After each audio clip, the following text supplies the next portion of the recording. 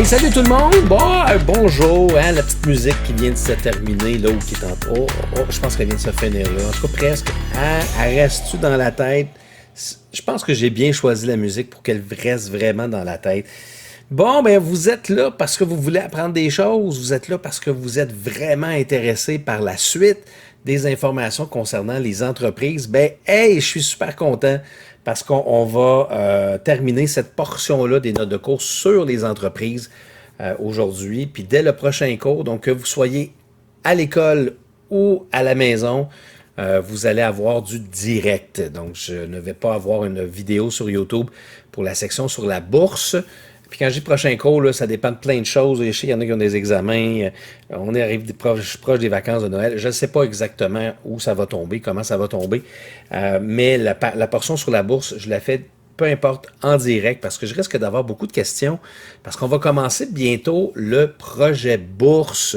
Le projet bourse auquel vous allez avoir un portefeuille financier boursier de 100 000 dans lequel vous allez investir dans différentes actions, différentes compagnies.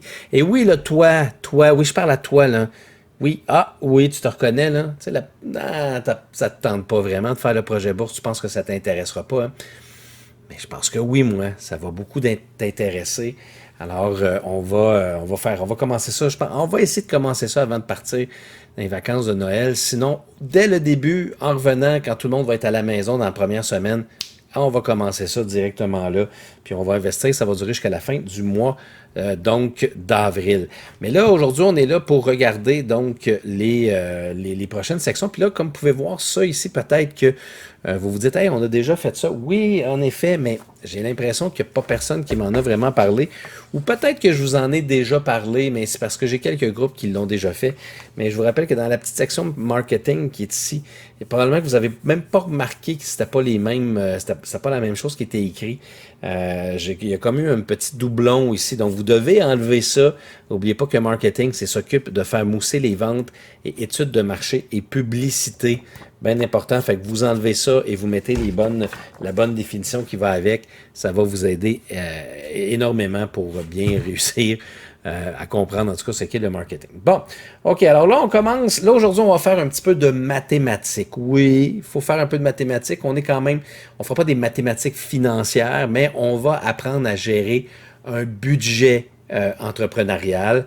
Alors, on appelle ça la gestion financière des entreprises et on va utiliser ce qu'on appelle un outil d'analyse financier qu'on appelle les états financiers. État des résultats, appelez ça comme vous voulez, mais une entreprise ne peut pas fonctionner sans avoir un service financier qui va s'occuper de rendre des comptes, dans le fond, de tout ce qui rentre comme argent, mais aussi de tout ce qui sort, afin de savoir où est rendue la compagnie. Est-ce que la compagnie va bien? Est-ce qu'elle fait des profits? Est-ce qu'elle est en train d'en perdre? Alors, c'est ça qu'on va apprendre à faire. Et évidemment, pour l'examen de la deuxième partie, je peux vous dire qu'il y a des très bonnes chances que vous ayez à, justement, faire ce type de travail-là. Et là, j'essaie de changer. Donc, ce que je vais vous présenter là, c'est la fameuse formule pour calculer du profit par rapport aux états financiers. OK? Fait que je vais vous présenter ça. Vous allez voir, c'est pas très compliqué. Puis en même temps, ça vient. Je vais tout vous le présenter, puis je vais vous l'expliquer au fur et à mesure. Puis après ça, vous pourrez prendre ça dans vos notes de cours en même temps. Oups, ça va mieux si je vous le présente comme ça. Donc, parce qu'effectivement, dans vos notes de cours, vous avez. Là, j'essaie de les retrouver. Toujours la même chose, moi, de mon côté. Fait que, comment on fait pour calculer... OK? Ça, c'est la même affaire que pour le PIB. Hein? Pour la partie précédente, là, la partie 1, c'était pas une formule qui était très compliquée, mais il faut l'apprendre. Il faut l'apprendre comme il faut. OK? Alors, pour savoir si on fait du profit, ce qu'on appelle des bénéfices, OK? Qui est très important. La première chose que vous devez savoir, ce sont les revenus. Alors, les revenus, c'est l'argent récolté en vendant des produits ou services. Donc, combien d'argent dans mon entreprise que j'ai accumulé pendant un mois, par exemple. Alors, combien de produits, de biens, de services que j'ai vendus. Alors, ça, évidemment, c'est calculé en argent. OK? Ensuite de ça, évidemment, il faut, dans ce calcul-là, soustraire le coût des marchandises vendues. Parce que, mais oui, si tu vends des crayons, il faut que tu achètes les crayons. Donc, quand vous allez chez Best Buy, quand vous allez dans n'importe quel magasin, les produits que vous voyez qui sont présentés dans le magasin ont été préalablement achetés par la compagnie et c'est pour ça souvent qu'ils vont les vendre un petit peu plus cher. Fait, regardez le coût des marchandises, par exemple. En passant à côté, on a mis un petit exemple. Là.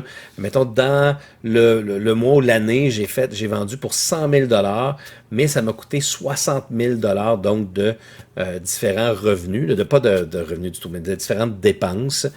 Mais en passant, la section 1, la section 2, ça a rapport avec les marchandises. OK?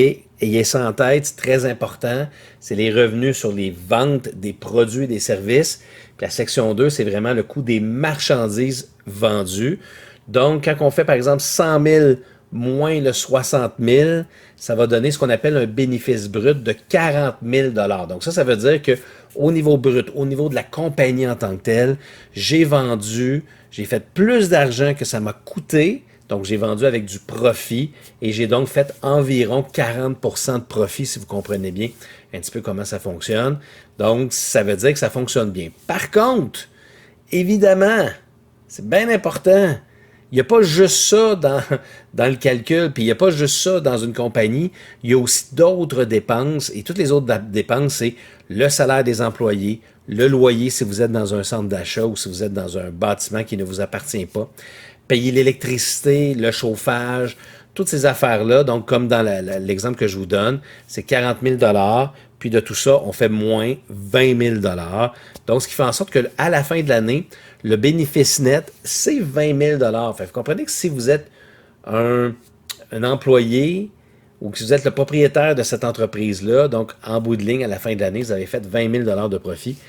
Et là, souvent, votre salaire va se prendre là-dedans. Fait que c'est pas facile de faire vraiment beaucoup d'argent dans une entreprise. Alors, vous comprenez l'idée. Donc, revenu, moins le coût des marchandises, ça va donner le bénéfice brut des ventes totales de la compagnie. Et après ça, on prend ce bénéfice brut et on va le soustraire ensuite de ça toutes les autres dépenses de la compagnie pour nous donner le bénéfice net. OK? Bien important, vous avez ça en tête. OK? Et là, vous avez, après ça, on va faire un exemple. On va utiliser l'exemple ici. Regardez, le petit chat. Alors oui, l'animalerie Montminou. Alors, regardons les états de service de l'animalerie de Montminou pour que vous puissiez peut-être comprendre. Puis en même temps, vous avez les notes à prendre également dans vos notes de cours. Alors, par exemple, dans l'animalerie Montminou, que j'ai une entreprise que j'adore vraiment beaucoup, parce que j'aime beaucoup les chats, vous le savez, je trouve que c'est l'animal le plus exceptionnel qui existe sur la planète. C'est un animal qui sert seulement à exister pour que tu lui donnes de la nourriture, que tu vides sa litière, puis sinon, il se fout complètement de toi. Alors évidemment, j'ai beaucoup de succès avec mon animalerie, mon minou. Alors, bon, regardez, ça, ce sont mes états financiers. OK? Donc, dans l'année, j'ai vendu parce que c'est une animalerie, pas juste de chats, là. Alors, j'ai vendu des articles pour chats et chiens, 132 000 Mais j'ai aussi donné un service de toilettage, qui n'est pas des biens, mais qui est bien un service. Donc, tu amènes ton petit chat. Je ne comprendrai jamais ça. Ma mère fait ça avec son chien. En tout cas, elle amène son chien, puis là, elle le fait tailler, puis bon, blablabla, ça coûte je ne sais pas combien. En tout cas, dans mon année, ça m'a rapporté 10 000 Et je garde des chats puis des chiens, qui est un service également que j'offre. Donc, j'ai vendu pour 132 000 de biens et j'ai offert pour 18 000 de services. Donc, en tout et pour tout, si vous comprenez bien, mon total de mes ventes, de mon revenu, c'est 150 000 pour l'année. Okay? Donc, j'ai ramassé 150 000 de revenus dans mon année. Ça m'a dépensé, évidemment, le coût des marchandises vendues. On les regarde à peu près. Les achats d'objets de chats et de chiens, puis tout le service de toilettage et tout ce qui ça me prend pour la nourriture, pour la pension des chats et chiens. Dans mon année, ça m'a coûté 62 000 Donc, ce qui fait en sorte que j'ai un bénéfice brut. Si on fait 150 000 moins 62 000, donc j'ai un bénéfice brut de 88 000 Donc là, je serais très heureux de dire « Hey, je me suis fait un salaire de 88 000 mais malheureusement, l'animalerie Montminou, je ne le fais pas chez nous. Donc, ce qui fait en sorte que je dois avoir un local, je dois le payer. Donc, quelles sont les autres dépenses que je peux avoir? Fait que j'ai mon loyer, 23 000 dans l'année. Les salaires, parce que je ne suis pas tout seul, donc j'ai peut-être un employé que je paye 32 000 et taxes et impôts que je dois payer dans mon année, 5 000 c'est toutes les autres dépenses qui n'ont pas rapport. Donc, n'oubliez pas que la partie du bas, ça n'a jamais, jamais rapport avec ce que vous voyez en haut. En haut, c'est vraiment tout ce qui touche aux marchandises. En bas, c'est toutes les dépenses autres qui n'ont pas rapport avec les marchandises nécessairement, mais qui ont rapport avec le bâtiment, avec le fonctionnement de l'entreprise. Alors, je prends 88 000, le total en passant, c'est 60 000. Alors, je prends le 88 000 moins le 60 000. Alors, les bénéfices nets, c'est 28 000 $. Ben oui, fait que si je vendais juste des produits puis que j'en achetais, je me faisais 88 000 $ de profit, mais vous comprenez que les loyers, surtout s'il y a des magasins qui sont au Fairview, Pointe-Claire, dans les grands centres d'achat, comme par exemple les promenades Saint-Bruno, ou même le quartier 10-30, ben, ce sont définitivement des endroits où le loyer, il est excessivement cher. Okay? Il est vraiment très, très cher.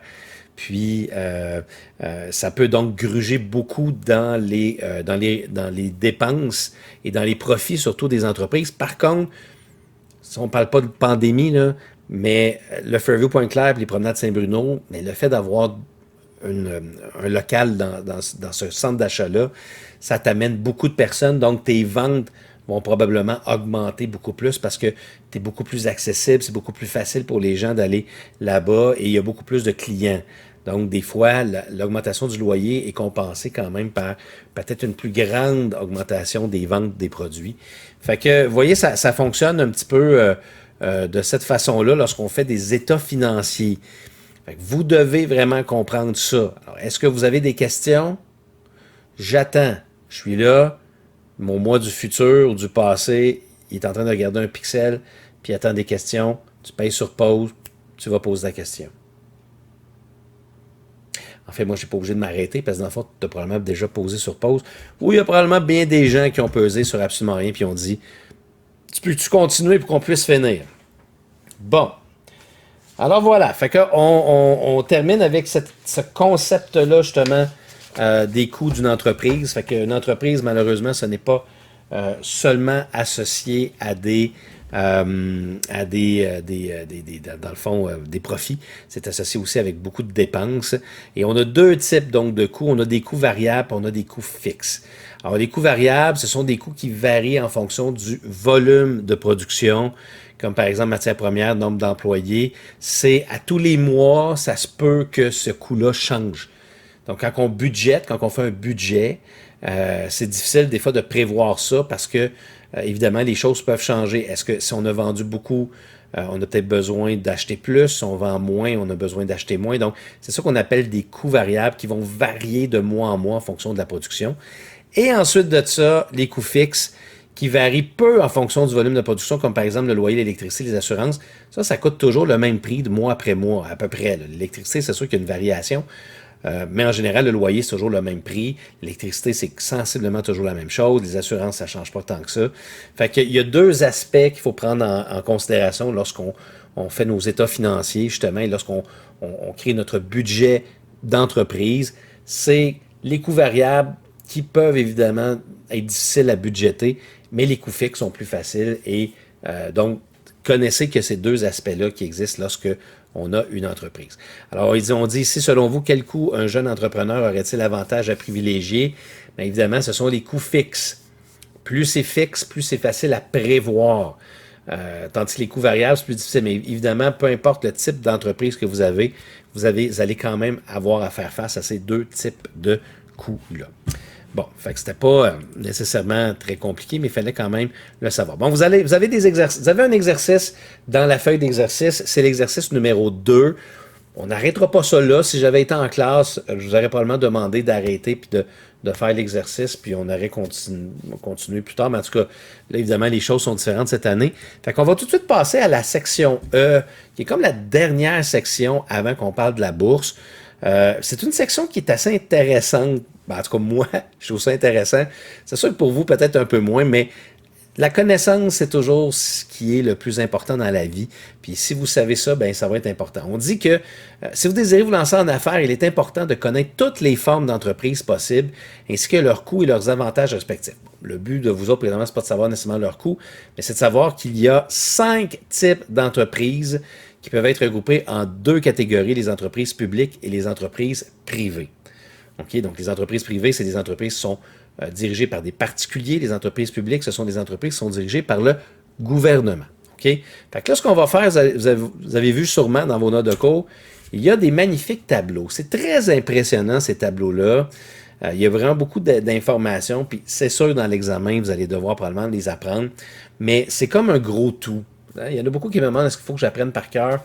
Il faut connaître ce que c'est, puis il faut être en mesure de les reconnaître. Okay? Donc, premier type d'entreprise que vous ne partirez probablement jamais, ce sont les entreprises publiques, qu'on dit aussi qui incluent les capitaux. Quand on y inclut aussi des capitaux privés, l'entreprise s'appelle mixte ou PPP, mais oubliez ça, c'est pas si grave. Vous autres, ce que je veux que vous compreniez, que vous sachiez, c'est que le premier type d'entreprise, c'est les entreprises publiques. Les entreprises, puis là, vous voyez, là, il y a mise sur pied, mise de fonds, responsabilité des dettes, profit, avantages et désavantages, exemple, pour tous les tableaux. La mise sur pied, c'est qu'est-ce que ça prend pour créer ce type d'entreprise-là. La mise de fonds, ben, c'est les investisseurs qui partent de cette entreprise-là. Donc, qu'est-ce qu'ils doivent, comment ça fonctionne, la mise de fonds. Si on a des dettes, qui est responsable de rembourser ces dettes-là? Les profits vont à qui? Ensuite, c'est quoi les avantages, les désavantages de ce type d'entreprise-là? Puis on va vous donner quelques exemples. Fait que les entreprises publiques, vous comprenez que c'est le gouvernement. Donc, la mise sur pied, c'est le gouvernement qui devient propriétaire d'une entreprise. Et oui, c'est possible. Oui, ça se fait. Donc, ça se fait par une loi votée au Parlement au moment de l'achat par le gouvernement d'une ou plusieurs entreprises privées. Pourquoi est-ce qu'on voudrait faire ça? On voudrait faire ça pour limiter. On trouve que le produit, c'est un produit qui est trop important pour la population et qu'il faut gérer le prix, comme par exemple l'électricité, l'alcool, la marijuana, ce que le gouvernement a fait dernièrement. Alors, ce sont des entreprises qui appartiennent au gouvernement ou ça peut être des entreprises que le gouvernement a voulu sauver, qu'on ne veut pas nécessairement qu'ils déménagent dans un autre pays. Alors, c'est la possibilité. Donc, c'est quelque chose qui doit être voté au Parlement, qui doit être accepté par l'ensemble des députés. Alors, un gouvernement qui est majoritaire n'aura pas de misère à faire passer son vote, alors que des gouvernements minoritaires, ça va être un peu plus difficile.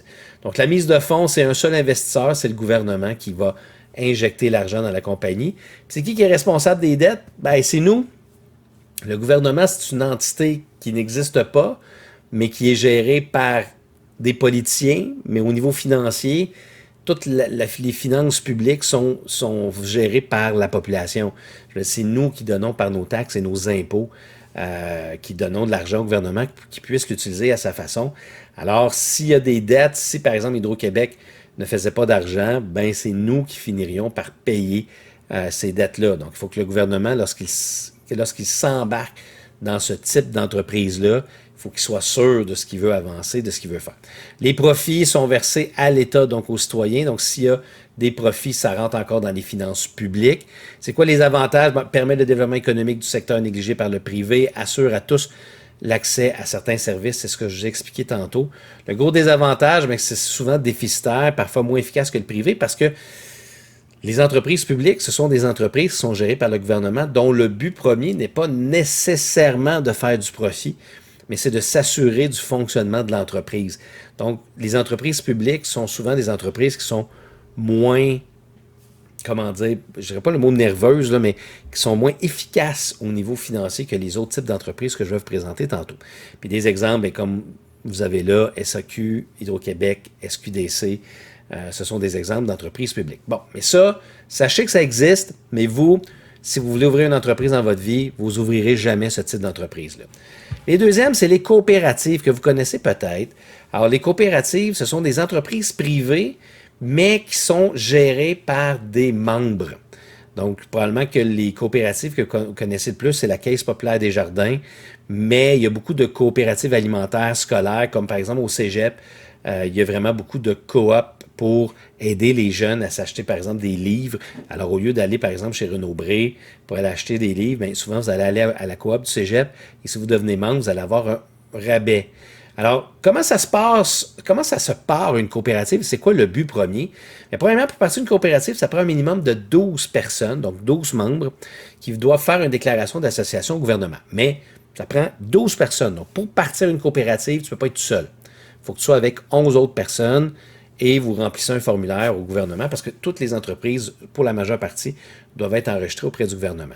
La mise de fonds, c'est chaque membre. Donc, l'argent, c'est chaque membre qui achète une part sociale. Alors, évidemment, la Caisse populaire des jardins, c'est des millions de membres.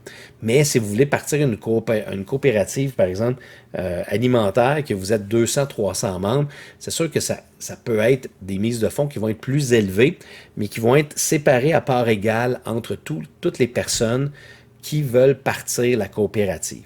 Puis la responsabilité des dettes, ben, c'est sûr que si, comprenez que la coopérative, le but, c'est que la coopérative fonctionne bien. C'est pas des entreprises qui sont excessivement efficaces, peut-être des jardins un peu plus parce qu'ils sont des millions de membres, mais si la coopérative fait faillite, ben si tu vas avoir perdu dans le fond ton investissement de départ. Parce qu'il n'y a pas d'argent que tu vas. Il n'y a pas de responsabilité qui va au-delà de ta part sociale que tu as achetée en tant que membre. Donc, si les caisses populaires des jardins faisaient faillite, par exemple, ben vous n'auriez pas, puis si vous faites partie de la Caisse populaire des jardins, vous n'aurez pas à rembourser justement donc la dette en question parce que c'est la part sociale que vous avez payée qui, c'est votre seule responsabilité. Les profits sont distribués aux membres sous forme de ristournes qui sont souvent appelés de la plus-value. Fait que si vous faites partie des caisses populaires des jardins, ça vous arrive peut-être des fois dans votre compte de banque, si vous le regardez une fois de temps en temps, de voir une ristourne, parce que tout le profit qui est fait par la compagnie va être divisé par le nombre de membres, puis on va leur redonner. Alors, c'est pour ça que si vous avez, par exemple, 25 sous de ristourne, parce que souvent c'est ça, la Caisse populaire des jardins, parce qu'il y a tellement de monde qui travaille et qui sont membres de la Caisse populaire des jardins, que ça peut... donc, ça ne donne pas des gros montants, mais évidemment, ça va toujours dépendre de la grosseur, justement, de la Caisse populaire en question. Les avantages, ben, coût réduit des biens et services pour les membres, gestion plus démocratique, et les membres ont une part active au sein de l'entreprise. Donc, les avantages, c'est que vous faites partie d'une coopérative, vous faites partie d'une équipe qui va, en plus d'avoir des biens et des services qui vont vous coûter moins cher parce que vous êtes membre de cette coopérative-là, mais vous participez également à toutes les décisions qui se passent dans la coopérative. Vous avez un vote, vous avez une voix, vous faites partie de la décision. Puis évidemment, pour certaines personnes, c'est très important et c'est surtout très cool parce que vous avez votre mot à dire, ce qui n'est pas nécessairement le cas dans tous les types d'entreprises. Par contre, le gros désavantage, c'est qu'il y a un alourdissement et un ralentissement de la prise de décision parce qu'étant donné que ce n'est pas une personne qui prend la décision, que comme par exemple la Caisse populaire des jardins, ça peut être des millions de personnes qui vont prendre des décisions, bien, ça va ralentir un peu le processus. Puis c'est pas nécessairement bureaucratiquement parlant, c'est pas des types d'entreprises qui fonctionnent très, très rapidement. Mais quand même, je pense que les avantages vont bien au-delà des désavantages, mais ça dépend toujours aussi du type d'entreprise que vous voulez partir et de combien de personnes qui vont être intéressées. T'sais, Desjardins, ça a bien fonctionné, mais dépendamment comme les coopératives scolaires, comme au cégep, ça fonctionne bien au cégep parce qu'on dit qu'il y a 3300 coops au Québec, 92 000 emplois. C'est quand même un secteur qui est très utilisé. Puis comme je vous dis, au cégep, puis à l'université, moi, je les ai beaucoup utilisés, les coops, parce que justement, tu donnais un petit montant pour être membre, puis tes livres pouvaient te coûter 10-15 $ de moins.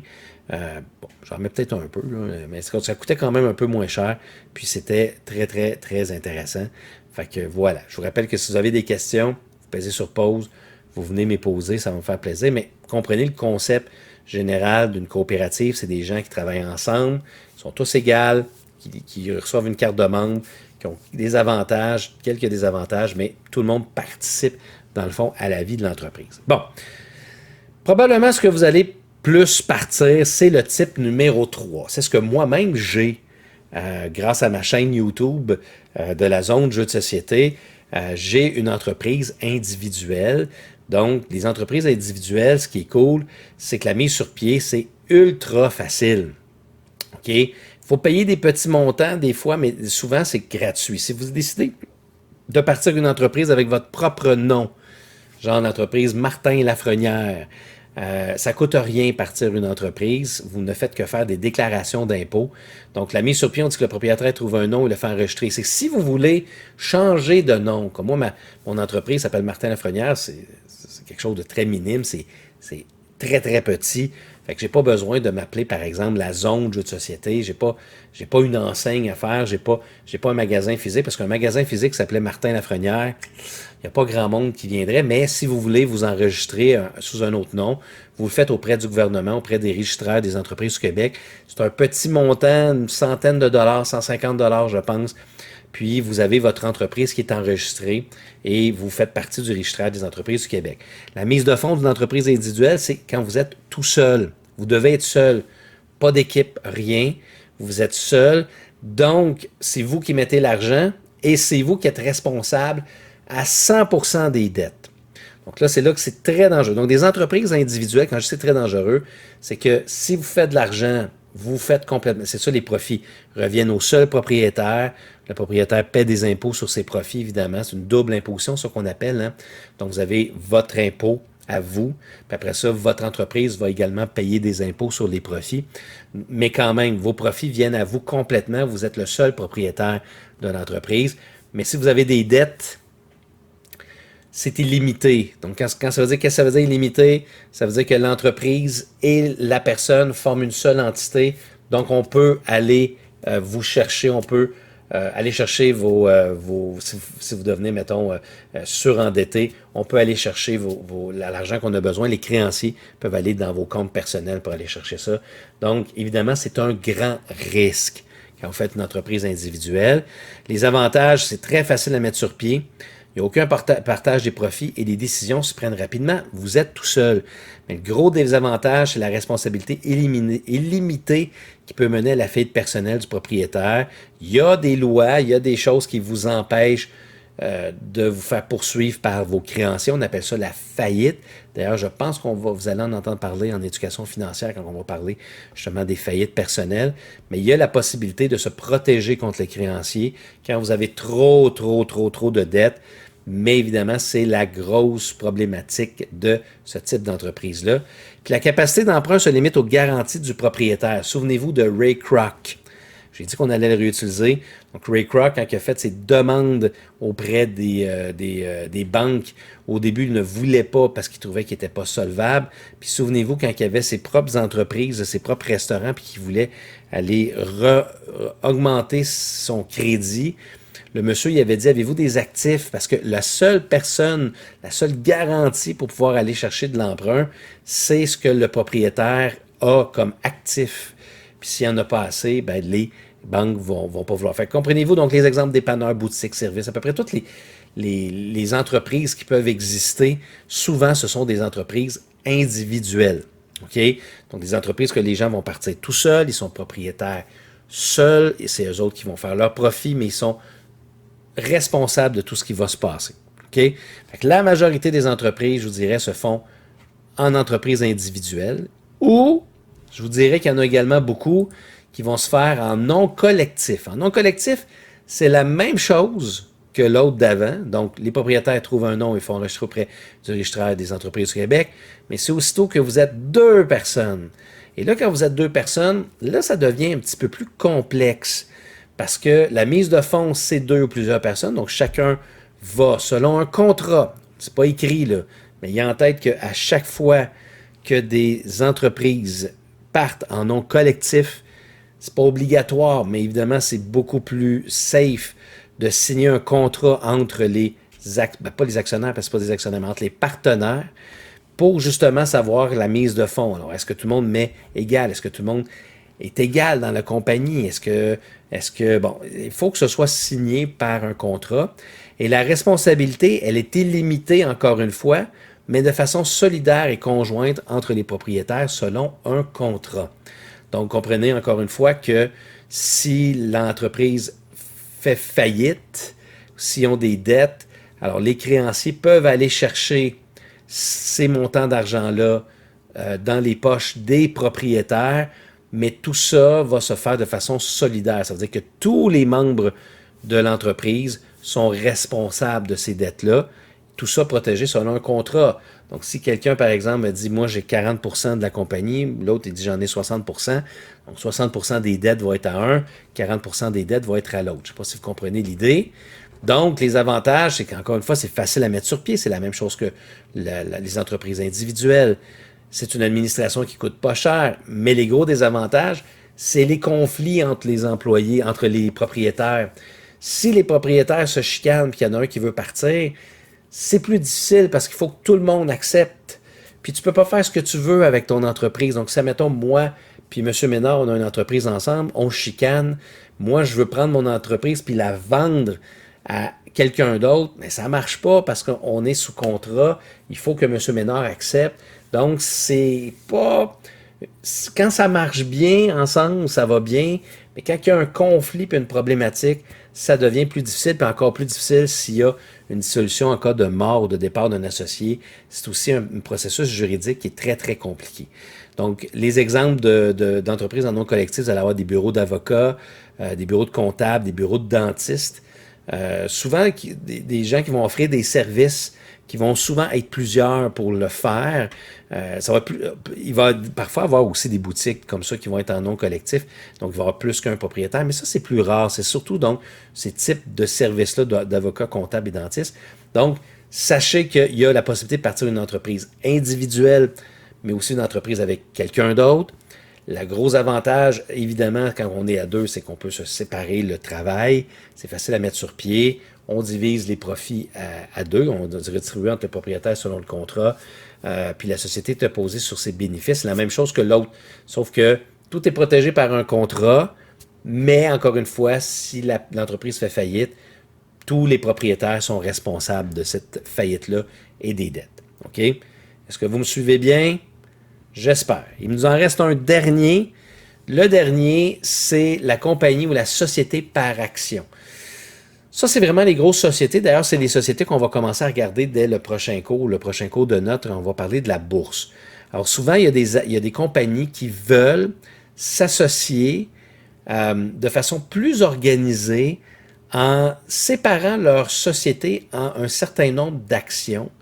Donc, c'est un processus qui coûte plus cher. Donc, il faut trouver un nom, se procurer une charte, cette fois-ci auprès du Registraire des entreprises du Québec. C'est un processus qui est beaucoup plus coûteux, qui coûte plus cher. La mise de fonds, c'est les actionnaires. Donc, ce sont les actions. Fait que, évidemment, si on décide de séparer, par exemple, une compagnie en 100 000 actions, puis qu'on dit que chaque action vaut 2 $, puis que moi, je m'achète 10 000 actions, donc ma mise de fonds va être de 20 000 $. Donc, chaque action, c'est ce qui va être ma mise de fonds. Et moi, ensuite de ça, je vais être propriétaire de ces actions-là. La responsabilité des dettes, elle est limitée à l'investissement des actionnaire. Fait que la seule chose que je peux perdre si la compagnie perd complètement, si la compagnie finit par justement fermer complètement, mais ça va être mon investissement de départ que je vais avoir perdu. Donc, ça va être... En fait, c'est la valeur de mes actions que je vais perdre. Donc là, c'est là qui est très important par rapport aux deux autres. C'est que là, la dette, elle est limitée et non illimitée. C'est que là, quand c'est une compagnie ou une société par action, et pensez à Donald Trump, c'est que si la compagnie fait faillite et si elle a des dettes, c'est la compagnie qui est responsable des dettes et non le propriétaire. C'est comme s'il y avait une division de l'entité juridique quand on a une compagnie ou une société par action. Mais ça coûte beaucoup plus cher à partir ça. Ça prend souvent des compagnies qui sont beaucoup plus implantées ou qui ont plus de moyens pour justement partir ce type d'entreprise-là. Donc, Donald Trump, c'est comme ça qu'il a souvent fait faillite dans sa carrière. Il a fait faillite, mais quand une entreprise fait faillite, elle peut fermer ses portes tout simplement, puis encore une fois, faire faillite, on tombe sous la protection des créanciers. Mais c'est la fortune personnelle de Donald Trump, il n'y a aucun créancier qui peut aller chercher de l'argent dans son compte de banque. C'est seulement dans le compte de la compagnie ou société par action. Okay? C'est ça qui est très, très, très important que vous devez comprendre. Donc, les profits sont partagés entre les actionnaires. On appelle ça des dividendes. Donc, à chaque année, selon les profits, on va les diviser. Donc, si moi j'ai tant... en fait, c'est tant d'argent par action que l'on fait en dividendes. On aura l'occasion de s'en reparler, mais sachez que toutes ces compagnies-là fonctionnent vraiment beaucoup autour du concept des actions. Donc, on possède des actions. OK? Donc, des dividendes, si je possède 10 000 actions, puis que c'est, je sais pas moi, 2 piastres de dividendes par action, ben on calcule le nombre d'actions que j'ai. Dividendes, c'est l'argent que je vais me faire. Donc, ça fonctionne selon les actions. On a aussi le concept de double imposition, que la compagnie est imposée sur ses bénéfices et l'actionnaire sur sa déclaration de revenus personnels, parce que la compagnie va être imposée sur son argent, donc la compagnie sur son profit, puis l'actionnaire, lui, va être va recevoir son rapport d'impôt sur l'argent en surplus qu'il va avoir fait grâce à ses dividendes également. Les avantages, c'est que la responsabilité est limitée à l'investissement. Donc, comme je vous ai dit, 2 entités juridiques séparées. La survie de l'entreprise n'est pas en lien avec les propriétaires. Donc, pensez encore à Donald Trump. L'entreprise fait faillite, Donald Trump conserve son argent, donc il peut se relancer une nouvelle entreprise. Mais les gros désavantages, évidemment, mise sur pied difficile et coûteuse, frais de suivi plus importants, les frais bancaires, les impôts. C'est une gestion qui est beaucoup plus complexe, toute la gestion des actions. Puis aussi, il faut que tu acceptes que tu perds le contrôle de ton entreprise. Parce qu'un actionnaire, quand ça veut vendre ses actions, ça peut les vendre à qui ça veut. Il n'est pas obligé d'avoir l'approbation des autres actionnaires. Il peut le vendre à qui qu'il veut. Ce qui n'était pas le cas tantôt d'une entreprise en nom collectif. Donc, si moi, je veux me départir de mon entreprise, il faut que les autres soient d'accord. Et là, on va réouvrir un contrat, on va re-signer un nouveau contrat. Tandis qu'une compagnie, c'est ça. Donc, quand tu acceptes d'avoir une société par action, tu acceptes de perdre le contrôle un peu de ton entreprise, donc de t'assurer que tout se gère bien pour que tu ne perdes pas complètement le contrôle de ton entreprise. Pour avoir le contrôle de son entreprise, ça prend 51% des actions. Donc, il ne faut pas que tu t'arranges pour perdre de ce 51%-là, parce que sinon, tu vas perdre le contrôle de ton entreprise, parce que toutes les décisions sont prises en fonction du pourcentage d'actions que tu possèdes. OK? Fait que, puis là, il n'y a pas d'exemple. Je ne sais pas, est-ce que dans vos notes de cours, il y a des exemples? Ben, c'est ça, on n'a pas écrit d'exemple, mais vous pourriez en écrire une quantité industrielle d'exemples. Apple, c'est une société par action. Vous avez toutes les compagnies pharmaceutiques, Moderna, Pfizer. Quelle autre société par action qu'on pourrait... En tout cas, il y en a plein, là. On pourrait mettre Amazon, c'est une société par action. Bombardier, c'est une société par action. Metro est une société par... Il y en a beaucoup, beaucoup, beaucoup de sociétés par action. Vous pouvez en écrire. Choisissez une. McDonald's, c'est une société par action maintenant. Donc, il y en a beaucoup, beaucoup, beaucoup. Puis évidemment, on aura l'occasion de s'en parler beaucoup de ce concept-là, justement, de la bourse. Puis le concept aussi de ces fameuses sociétés par action-là. Ça va? Bon, j'ai dit beaucoup de choses. Je vous invite fortement à me poser des questions parce que c'est un domaine que je connais beaucoup, qui m'intéresse beaucoup, mais c'est sûr qu'en classe, si vous aviez eu des questions, vous m'auriez probablement posé ces questions-là. Fait que faut pas se gêner. On va terminer avec ça ici, là. C'est juste pour vous dire, donc c'est la section F. Donc l'importance et la taille des entreprises. Puis ça va être tout après. Hein? C'est ça, c'est tout après? Oui, c'est ça, exactement. Donc, vous avez, c'est quoi la différence entre une micro-entreprise, petite entreprise, moyenne entreprise? Alors, une micro-entreprise, c'est 0 à 3 employés. Puis là, il est écrit que les chiffres, là, je ne me demanderai pas ça à l'examen. Donc, 0 à 3 employés au niveau de la production, nombre d'employés au niveau du service. Donc, dites-vous que ça peut prendre 0 puis 7 employés. Petite entreprise, on va parler d'à peu près une cinquantaine d'employés. Puis une moyenne entreprise, c'est 200 employés et moins. OK? Puis ça, ben, les caractéristiques, c'est un financement qui est difficile à trouver parce que ce sont des petites entreprises. La clientèle est limitée à une région souvent, la rentabilité, elle est faible et les relations sont plus intimes. Quand on parle des relations, c'est à l'intérieur même de l'entreprise. Les gens se connaissent plus facilement, donc c'est plus facile de se tisser des liens à l'intérieur de ces entreprises-là. Puis après ça, vous avez les grandes entreprises, puis multinationales qui sont de 200 employés et plus. Alors, les coûts de production sont moins élevés. On obtient facilement du financement parce que ce sont de grandes entreprises, souvent des grands chiffres d'affaires.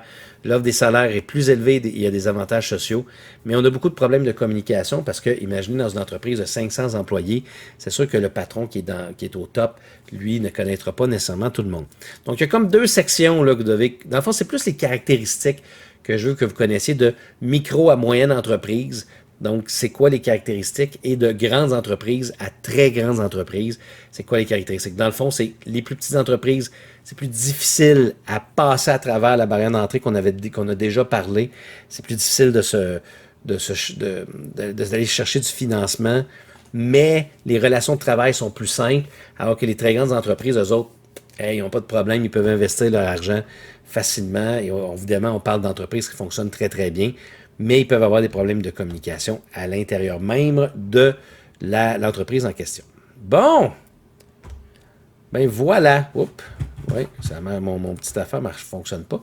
Alors, c'est ce qui met fin à cette présentation-là de mon cours aujourd'hui. J'ai dit beaucoup de choses, beaucoup de concepts économiques très, très, très poussés. Enfin, on n'a pas vu tant de choses que ça aujourd'hui. Quand tu regardes, c'est comment faire un budget. Puis, tu sais, dans le fond, c'est les revenus moins les dépenses de l'entreprise. Ça va donner le revenu, ça va devenir donc le revenu brut. Et ensuite de ça, il faut soustraire ça avec toutes les autres dépenses pour le revenu net. Ensuite de ça, on a regardé les cinq types d'entreprises. C'est les bénéfices. Hein? Je voulais juste avoir le titre. Donc, bénéfices bruts et bénéfices nets. Puis après ça, on a regardé les 5 types d'entreprises qui existent dans le monde. Donc, les entreprises publiques, les coopératives, les entreprises individuelles, les entreprises en nom collectif et les sociétés par action. Et voilà, mesdames et messieurs, on vient de faire le tour. Donc, si vous avez des questions, vous gênez pas. Vous allez faire un petit tour sur Teams. Je vous remercie beaucoup d'avoir pris le temps de m'écouter, puis surtout de peut-être m'avoir posé une question en temps réel en pesant sur pause. Puis voilà, on se revoit bientôt tout le monde. Merci beaucoup. Bye bye.